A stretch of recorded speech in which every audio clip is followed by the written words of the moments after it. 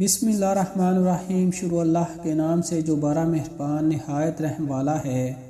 حضرت ابو ہریرہ رضی اللہ عنہ سے روایات ہے کہ نبی اکرم صلی اللہ علیہ وآلہ وسلم نے فرمایا،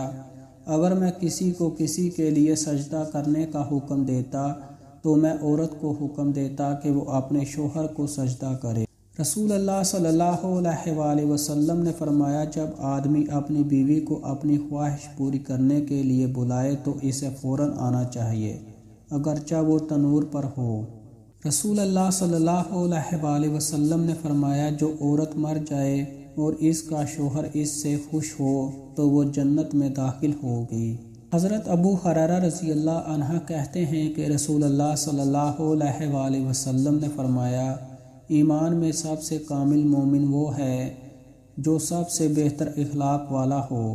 اور تم میں سب سے بہتر وہ ہے جو اخلاق میں اپنی عورتوں کے حق میں سب سے بہتر ہو۔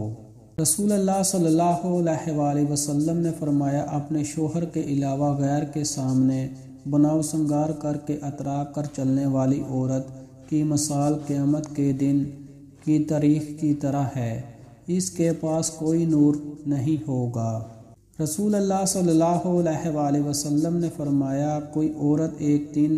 اور ایک رات کی مسافت کا سفر محرم کے بغیر نہ کرے۔ نبی اکرم صلی اللہ علیہ وآلہ وسلم نے فرمایا، جو عورت بھی اپنے شوہر کو دنیا میں تکلیف پہنچاتی ہے تو جنت کی بڑی آنکھوں والی حوروں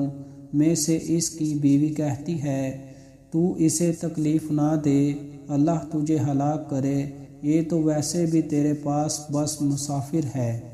قریب ہے کہ وہ تجھے چھوڑ کر ہمارے پاس آ جائے۔ حضرت ابو ہریرہ رضی اللہ عنہ کہتے ہیں کہ رسول اللہ صلی اللہ علیہ وآلہ وسلم نے فرمایا،